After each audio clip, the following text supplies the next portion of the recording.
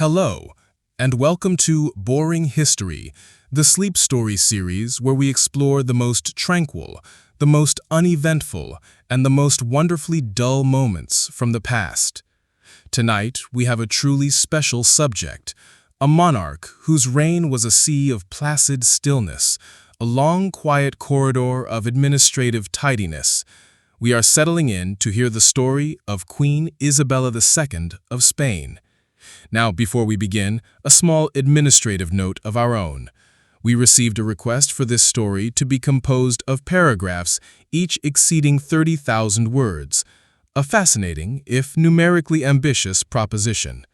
In the spirit of that request for extensive, unbroken, and perhaps slightly overwhelming detail, we will not be troubled by such things as paragraph breaks.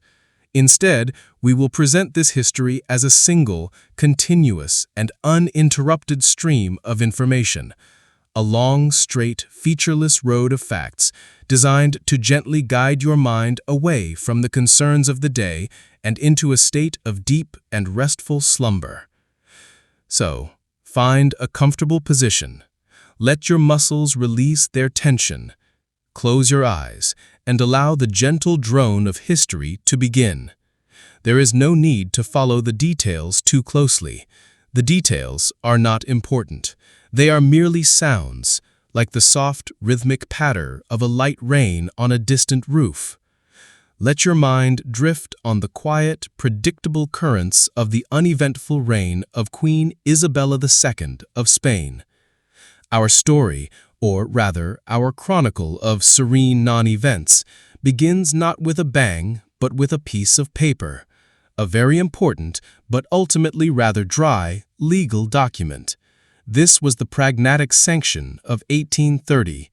Before this document, Spanish succession was governed by Salic law, a tradition which stipulated that the throne could only pass to a male heir, a rather straightforward, if exclusionary rule. King Ferdinand VII, Isabella's father, found this arrangement to be inconvenient. He had no sons, but he did have a daughter on the way. And so, with the careful deliberation befitting a minor procedural change, he issued the Pragmatic Sanction. This document, simply, changed the rule. It reverted the law of succession to a previous Spanish tradition, one that allowed a daughter to inherit the throne if the king had no sons. The document itself was a masterpiece of bureaucratic language. It was drafted, reviewed, signed, and promulgated. Clerks would have noted it in their ledgers. The paper would have been filed away in an archive, where it would sit among countless other documents, each one a testament to the quiet, orderly progression of governance. The ink, a standard iron gall ink of the period, would have slowly dried on the parchment. Its issuance caused a certain amount of discussion. The king's younger brother, Don Carlos, had, until this point, considered himself the heir presumptive. This change in administrative policy was, from his perspective, suboptimal. He and his supporters, who came to be known as the Carlists, held the view that the previous rule, the Salic law, was the correct one. This led to a series of lengthy correspondences, political debates, and what might be described as a sustained disagreement over administrative procedure. It was a classic difference of opinion regarding royal paperwork. And so, on the 10th of October 1830, Isabella was born in the royal palace of Madrid. Her full name, which we shall recite for the sake of completeness, was Maria Isabel Luisa de Borbón y Borbón dos Sicilias, a perfectly acceptable name for a future monarch. Her birth was recorded, as all such events are, in the appropriate registries. The announcement was made with the typical and expected formalities. There was no great drama, merely the next logical step in a sequence of events. 3 years later, in 1833, King Ferdinand VII passed away. His health had been a matter of record for some time, and his passing, while somber, was not unexpected. It was a planned transition. As per the stipulations of the Pragmatic Sanction, the crown passed to his daughter, who was now Queen Isabella II.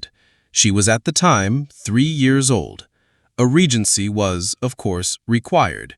It is standard procedure for a monarch who has not yet reached their majority. The role of regent fell to Isabella's mother, Maria Cristina of the Two Sicilies. This was a sensible choice. Maria Cristina's regency was a period of continued administration. The government continued to function. Ministers were appointed. Decrees were signed. The day-to-day business of the state proceeded along its predictable course. Meanwhile, the aforementioned disagreement with Don Carlos and his supporters continued. This disagreement is sometimes referred to by historians as the First Carlist War. This name, however, suggests a level of excitement that the situation hardly warrants. It was, more accurately, a prolonged series of logistical exercises. The Carlist forces would occupy a town, for instance, in the Basque Country or Catalonia. The Isabelino forces, loyal to the Queen Regent, would then be dispatched to correct the situation.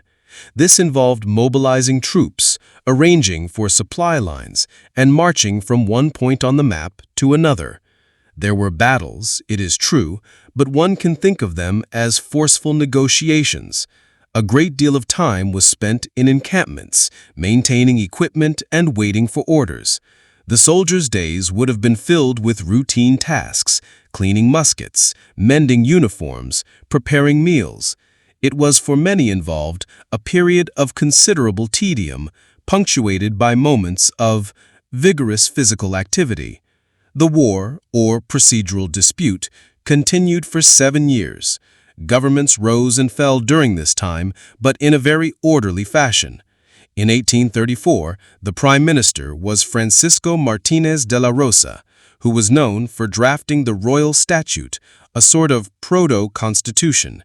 It was a document of many articles and clauses, each one carefully worded.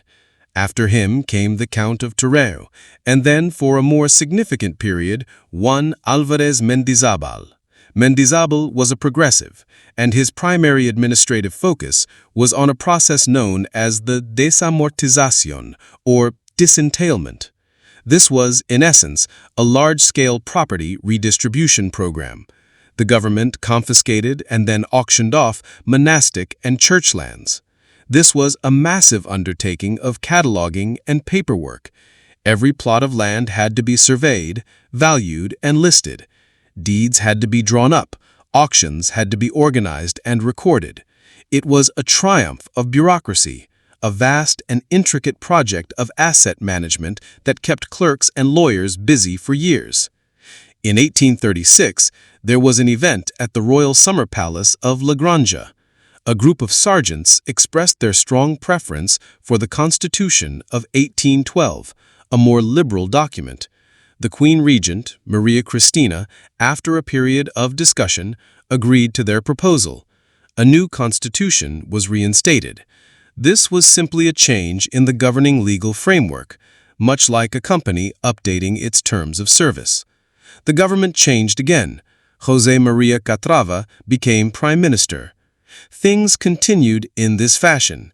The Carlist disagreement eventually wound down, concluding in 1839 with the Convention of Oñate, an agreement that saw most of the Carlist forces integrated into the national army. It was a negotiated settlement, a memorandum of understanding. The final holdout, a general named Ramón Cabrera, continued his own logistical exercises in the Maestrazgo region for another year, before eventually deciding to relocate to France. And so, the regency of Maria Cristina came to a close not through any great upheaval, but through a political shift. The progressive general, Baldomero Espartero, became the dominant political figure. Maria Cristina, finding the political climate no longer to her liking, decided to retire from her duties as regent and reside abroad, in France. Her departure was an orderly one, involving the packing of luggage and a carriage journey to the border. Espartero then assumed the regency. He was a military man, and his approach to governance was, as one might expect, disciplined and methodical. His tenure lasted from 1840 to 1843. During this time, the administration of Spain continued. Budgets were proposed and debated. Trade policies were discussed, particularly one controversial one involving British textiles, which led to some economic friction in Catalonia. This friction manifested as protests and disturbances, which were duly noted and managed by the authorities. The political situation, however, remained fluid. A coalition of politicians, including members of the moderate party and some dissatisfied progressives, felt that a change in leadership was due. A series of military pronunciations, which are best understood as formal declarations of intent to change the government, took place in 1843. Each candidate was evaluated based on a variety of criteria: their royal lineage, their political affiliations, their religion, and the potential impact of the Union on the balance of power in Europe. The French king, Louis Philippe, was particularly interested in this matter, as was the British government. There were extensive diplomatic communications on the subject, a flurry of letters and envoys traveling between Madrid, Paris, and London. The candidates included a Count of Trapani from the House of Bourbon Two Sicilies, a Prince Leopold of Saxe-Coburg and Gotha, a cousin of both Queen Victoria and Prince Albert, and, of course, the sons of Don Carlos, which was an option considered for its potential to finally resolve the Carlist disagreement. After a great deal of negotiation, a solution was reached. It was a Spanish solution, designed to avoid foreign influence. Isabella would marry her first cousin, Francisco de Asís de Borbón, the Duke of Cadiz. At the same time, her younger sister, the Infanta Luisa Fernanda, would marry the Duke of Montpensier, a son of King Louis Philippe of France. This was seen as a tidy resolution to the problem. The weddings took place on the 10th of October, 1846, Isabella's 16th birthday. The ceremony was conducted with all the requisite pomp and protocol. The order of the procession, the text of the vows, the details of the formal attire, it was all meticulously planned and executed. The marriage itself was, by all accounts, a functional arrangement. The Queen and her consort, the King Consort Francisco de Asís, maintained separate schedules but performed their public duties as required. They resided in the Royal Palace of Madrid, a large and well-staffed building with ample space for all concerned. The period that followed is known as the Década Moderada, the moderate decade, lasting from 1844 to 1854. It was a period under the primary influence of General Narváez, who served as prime minister on several occasions. It was a time of relative quiet. The government focused on centralization and administrative reform. The tax system was reorganized. A new civil guard, the Guardia Civil, was established to maintain public order in rural areas. They were given a distinctive uniform and a set of procedural guidelines. A concordat, or formal agreement, was signed with the Vatican in 1851, normalizing relations with the Holy See and settling the matter of the previously confiscated church lands. It was a period of policy-making and institutional construction. The government of Narváez was followed by others. There was the government of the Count of Clonard and then Bravo Murillo. Bravo Murillo was an energetic administrator, keen on public works. His government authorized the construction of railways, a significant logistical undertaking involving vast amounts of surveying, grading, and track laying. He also attempted to reform the Constitution to give the executive more power, but this proposal did not find sufficient support. It was a period of slow, steady, and generally unremarkable governance. However, in 1854, the political climate shifted once again. A combination of factors, including some economic difficulties and dissatisfaction with the increasingly conservative bent of the government, led to another pronunciamiento. This one, known as the Vicalvarada, was initiated by General Leopoldo O'Donnell. It did not at first have a decisive outcome, but then a more radical manifesto was issued, the Manifesto de Manzanares, which called for more significant political change. This led to popular uprisings in several cities. Faced with this new situation, Queen Isabella made a practical decision. She summoned General Espartero, the former regent, back from his residence in Logroño and asked him to form a new government. This began the Bienio Progresista, the Progressive Biennium, which lasted from 1854 to 1856. Espartero governed in a coalition with O'Donnell. This new government set about its own administrative tasks. Another disentailment process was initiated, this time affecting primarily municipal lands. A new constitution, the Non Nata or Unborn Constitution of 1856, was drafted, though it was never formally promulgated. It was a document of good intentions, filled with liberal principles, but it remained a draft. The period was also marked by some social unrest, including labor strikes in Barcelona and cholera epidemics, which were a recurring public health challenge throughout the 19th century. The government responded with the usual measures of quarantine and public order. After 2 years, the coalition between Espartero and O'Donnell proved to be unsustainable. Their political differences were too great. In 1856, O'Donnell, with the Queen's support, maneuvered Espartero out of power. Espartero, a man who seemed to prefer a quiet life, retired from politics for good, this time returning to his home in Logroño. O'Donnell then formed a new party, the Liberal Union, which was intended to be a centrist party, occupying the middle ground between the moderates and the progressives. This began a period of relative stability and some economic expansion. O'Donnell's government focused on an active foreign policy, which was a change of pace.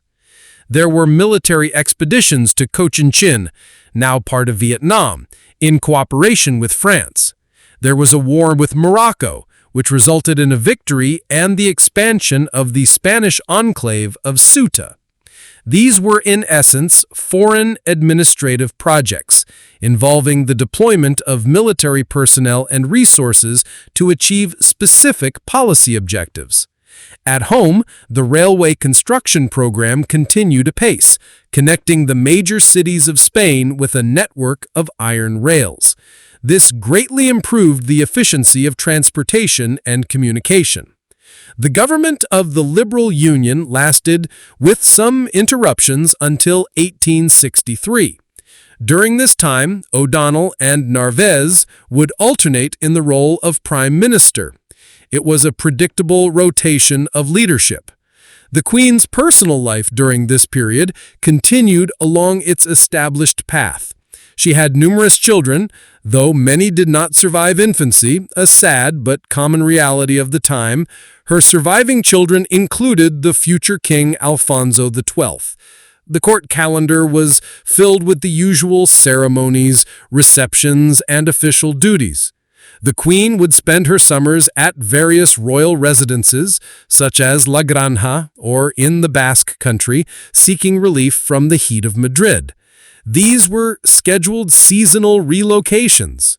The political situation, however, began to fray once more in the 1860s. The Liberal Union began to lose its cohesion. The Queen's own political judgment came into question. She tended to favor the more conservative factions of the moderate party, which alienated the progressives, who found themselves systematically excluded from power.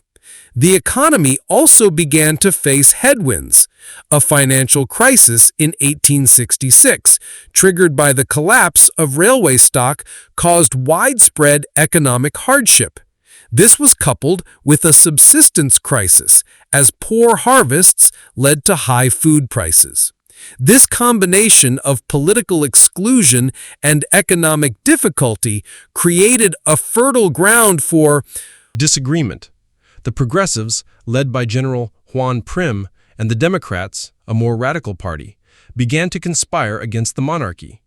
They adopted a policy of systematic abstention from elections, arguing that the system was rigged and that meaningful change was impossible through legal means. They found allies within the military, including General Francisco Serrano.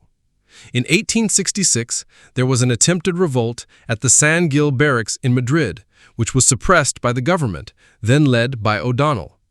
But the underlying tensions remained. Narvaez returned to power, ruling with a firm, authoritarian hand. But Narvaez died in April of 1868. His death removed the main pillar of support for Isabella's throne. He was replaced by the much less capable Luis González Bravo. The opposition, now unified under a single plan, saw their opportunity. In September of 1868, Admiral Juan Bautista Topete issued a pronunciamiento from his fleet in the Bay of Cadiz. This was the signal. Generals Prim and Serrano quickly joined the movement. They issued a manifesto declaring, "Long live Spain with honor," a slogan that was both patriotic and critical of the Queen's regime. The revolution, which came to be known as the Glorious Revolution, was remarkably swift and involved very little fighting. The main military engagement was the Battle of Alcalá, a brief skirmish where the revolutionary forces defeated the troops loyal to the Queen. The outcome was decisive. Queen Isabella was, at the time, vacationing in San Sebastian. Upon receiving the news, her government in Madrid collapsed. Her advisors informed her that there was no longer sufficient support for her to remain as queen. A decision was made. The Queen and the royal family would go into exile.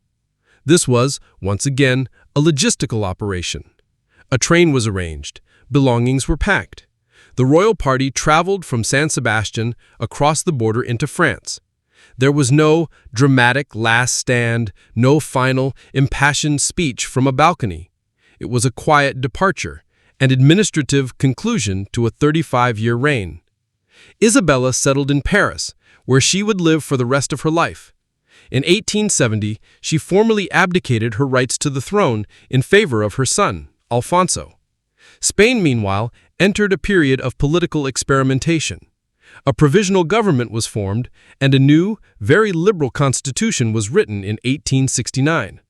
The search for a new king began, another complex human resources problem. They eventually settled on Amadeo of Savoy, an Italian prince, who ruled for a brief and difficult 2 years before abdicating himself. This was followed by the First Spanish Republic, which was also short-lived and chaotic. Eventually, in 1874, the political and military establishment decided that a restoration of the monarchy was the most stable option. Isabella's son was proclaimed King Alfonso XII, beginning a new period in Spanish history. Isabella herself remained in Paris. She lived a comfortable life, observing Spanish affairs from a distance. She passed away in 1904 at the age of 73.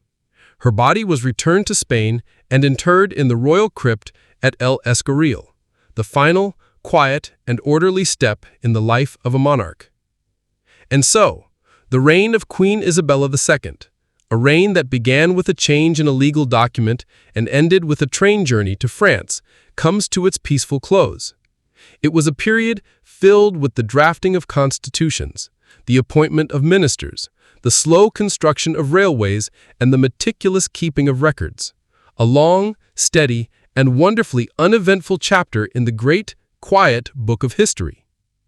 And now, there is nothing more to say. The story is over. The last fact has been filed away, the last date recorded, and the archives are now closed. For the night, there is only stillness, the quiet of the palace after the courtiers have all gone home, the silence of the legislative chamber after the debate has ended. Let the gentle, monotonous rhythm of this chronicle guide you now into a deep, untroubled sleep. There are no more details to remember, no more names to learn, just the soft, fading echo of a story that was never meant to be exciting. Let your mind be as peaceful and as placid as a long-forgotten government report. Let your breathing be as slow and regular as the turning of pages in a dusty ledger. There is only rest now, deep, peaceful, and profoundly boring rest. Sleep well.